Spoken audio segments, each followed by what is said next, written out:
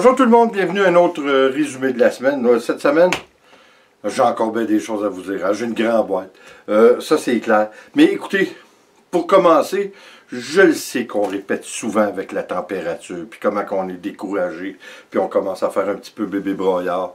Mais, mon Dieu que c'est incroyable. Hein? Ça commence à être un point que on peut commencer à s'inquiéter, je pense, de la tournure que la météo prend un petit peu partout sur la planète. Là. Ça commence un petit peu inquiétant.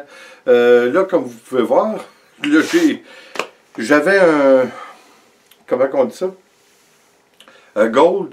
J'avais une mission en fin de semaine dernière. Puis ma mission était de me débarrasser de la merde blanche sur mon patio. Ce que j'ai arrivé à faire, mais comme vous voyez, il en reste de la neige. C'est incroyable. Mais il faisait une belle journée, un beau gros soleil, et je me suis dit pourquoi pas. Puis j'avais dans la tête, là, j'ai dit on va s'asseoir, puis on a invité mon voisin Richard, et puis on a pris une petite bière sur le patio. C'était très agréable. Ça a été compliqué. Puis en fin d'après-midi, c'était assez froid. Et pour changer ça, tout d'un coup, je dirais 3 jours après, regardez ce que ça avait de l'air. Ça n'a pas de bon sens. J'ai été obligé de passer dans notre entrée, j'ai été obligé de passer la souffleuse. C'est pas des farces, ça.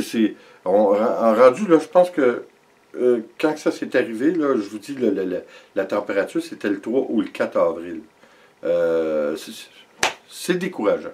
Hein, je ne sais pas qu'est-ce qu'on pense, là, mais j'aurais pu commencer à travailler d'ailleurs, parce que, avec, comme vous savez, la compagnie qui a grossi au multiple de 10 cette année, avec l'acquisition que j'ai faite, ma compagnie de terrassement va être très grosse, puis on fait le balayage d'entrée avec des gros balais à gaz, puis j'avais beaucoup d'outils à acheter. Alors, ça retarde un peu, tout le monde est fébrile à vouloir faire nettoyer leur entrée, puis tout ça, mais c'était pas le temps, alors j'en ai profité. J'ai fait mes factures, j'ai commencé mes factures. C'est-tu pas beau ça, hein? C'est vraiment cute. J'ai hâte de commencer à les passer. Hein? J'ai hâte de briser la glace, là, parce que, hein, comme j'ai dit, on commence à être fébrile, nous aussi, là, à vouloir commencer, puis pour commencer la saison, parce qu'on entre un petit peu dans un monde inconnu avec cette nouvelle aventure commerciale. Alors, j'ai hâte de voir ça. Je voulais vous parler de quelque chose qui me tient à cœur. Plusieurs d'entre vous vont probablement dire que c'est très farfelu mon affaire. Aller voir un petit peu, ça frise un petit peu la débilité.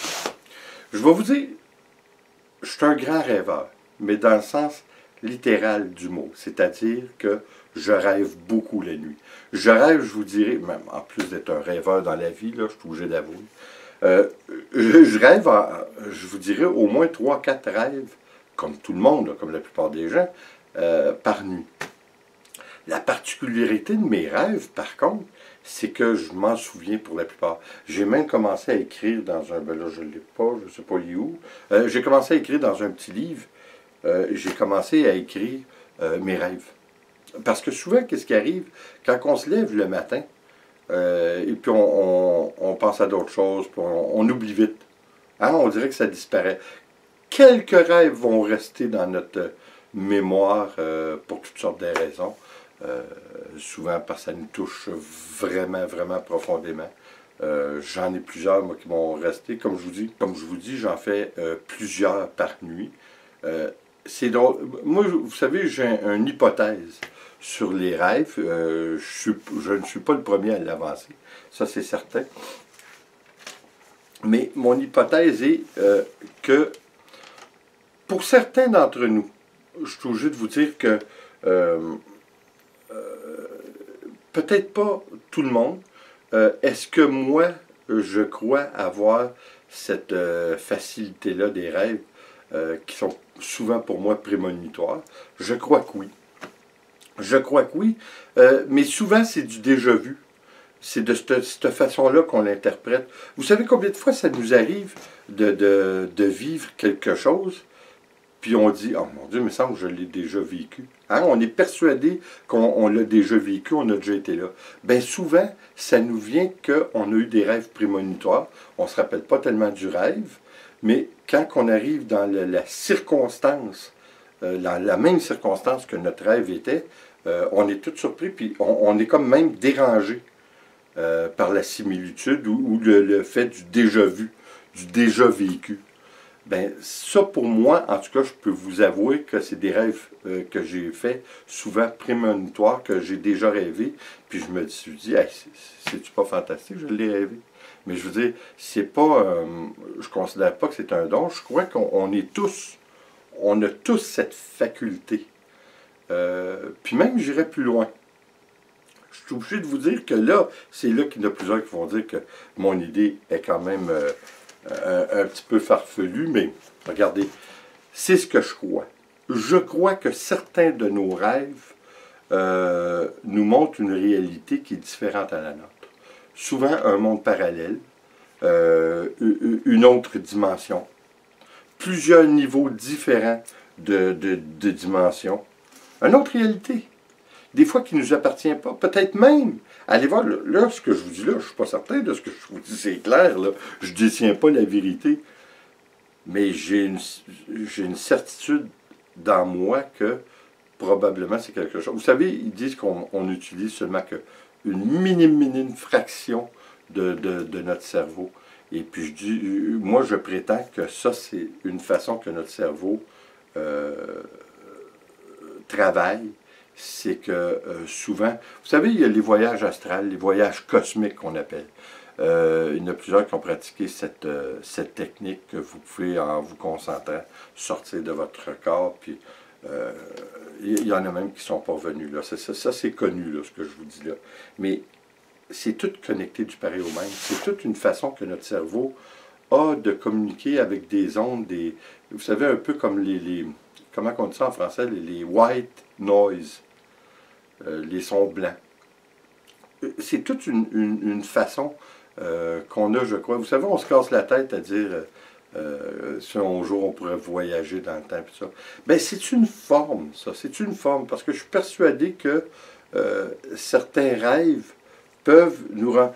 Moi, ce que j'ai dans mon idée, là, c'est que la réalité, les résidus d'une personne restent. Mais c'est invisible. C'est comme des ondes. Et puis, à quelques occasions, il se peut que lorsque vous rêvez, votre cerveau est en direct alignement avec cette onde qui a appartenu à la réalité de quelqu'un d'autre. Vous allez me dire, c'est vraiment aller chercher loin mon affaire, mais je suis obligé de vous dire que j'y crois sincèrement. Je crois que ça m'est arrivé à quelques reprises, si ce n'est pas plusieurs reprises.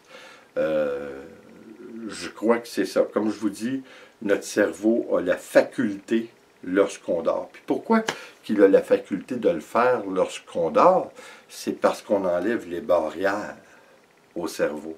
Lorsqu'on est éveillé, notre cerveau a un paquet de barrières qui l'empêche de s'épanouir ou de prendre l'expansion ou justement d'aller se connecter avec ces ondes qui sont un petit peu partout. Écoutez, moi je prétends que ça sort du possible, que c'est vraiment pas impossible, puis je suis convaincu que c'est la réalité que nous vivons jour après jour. Et probablement qu'il y a des gens qui ont cette faculté un petit peu plus, qui sont un petit peu plus ouverts à ça, sans être ouverts que leur cerveau, à leur insu, est quand même plus habilité à communiquer ou à recevoir, devrais-je dire, ces ondes. Que ce soit d'un monde parallèle ou des résidus d'un autre être humain du passé. C'est ce qui fait que, d'après moi, on peut vivre à l'occasion, dans nos rêves, différents événements qui ont été vécus, mais pas par nous, qui ne nous appartiennent pas. Je le sais, il y en a qui vont dire que c'est un petit peu fou, mais écoutez, comme je vous dis encore une fois, je suis un petit peu convaincu de ce que je vous dis, pour l'avoir vécu souvent. Toutes sortes d'événements. Une petite anecdote que je vais vous faire. Il y a longtemps, puis ça j'en ai déjà parlé. J'ai, comme vous voyez là, c'est la peinture que j'ai faite de ma grand-mère. Ça a été, j'ai fait des portraits pour m'amuser là comme ça, mais pas de personnes que je connais. Je l'ai fait pour ma grand-mère, je ne le referai plus, puis je vais vous dire pourquoi. Ça vient trop me chercher en dedans. C'est trop compliqué pour moi. Parce que, étant donné que je recherche toujours la perfection, je suis un perfectionniste, ça devient que c'est plus un plaisir pour moi faire du portrait, puis j'ai tellement peur du rejet, c'est-à-dire que si je le fais pour quelqu'un, que cette personne me dit « Ah, c'est pas... » Fait que j'aime autant me mettre à l'abri du rejet, puis la meilleure façon, c'est de ne plus faire de portrait, dans mon cas.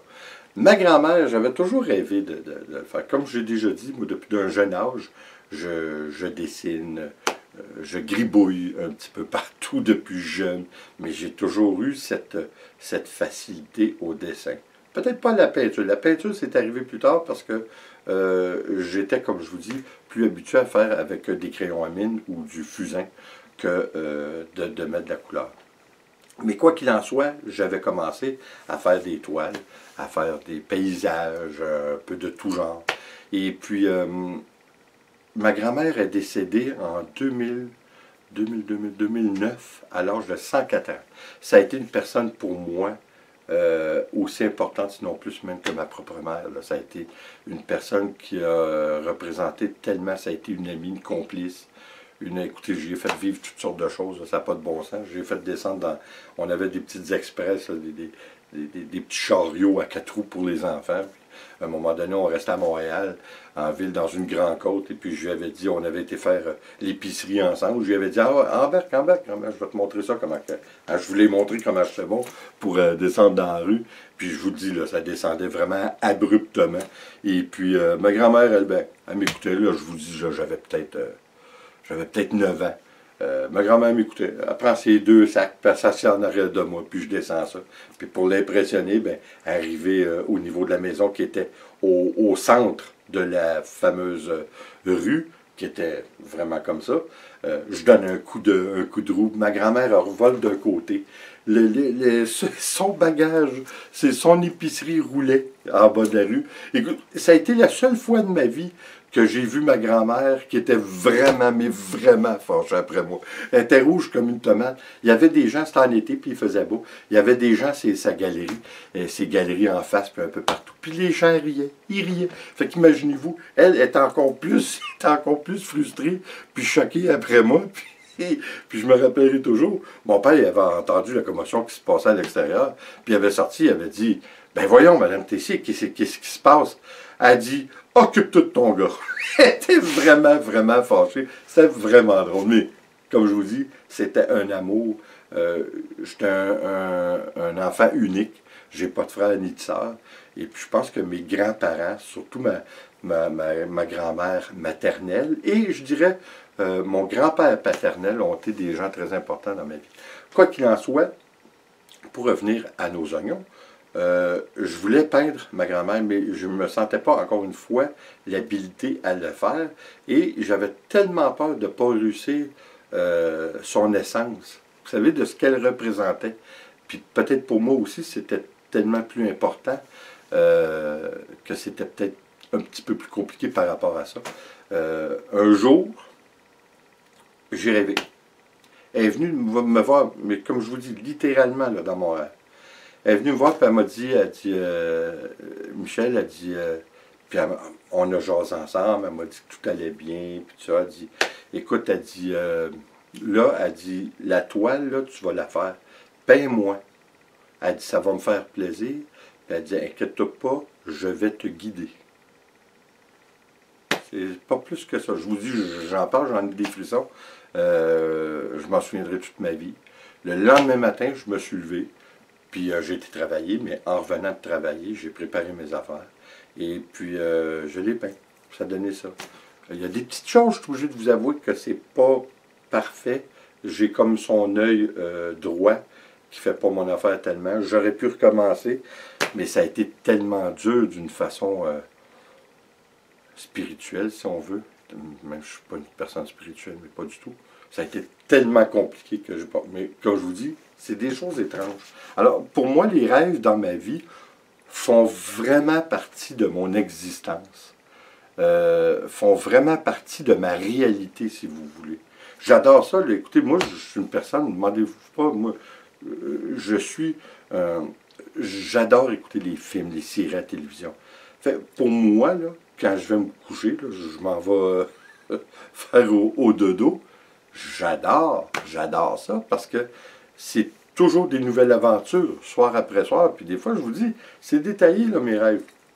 C'est vraiment, vraiment détaillé, là. Fait que c'est vraiment plaisant. Puis souvent, je suis obligé de vous dire que j'ai un rêve principal qui me reste à l'esprit. Puis des fois, je me lève même pour écrire le rêve tellement qu'il m'a touché.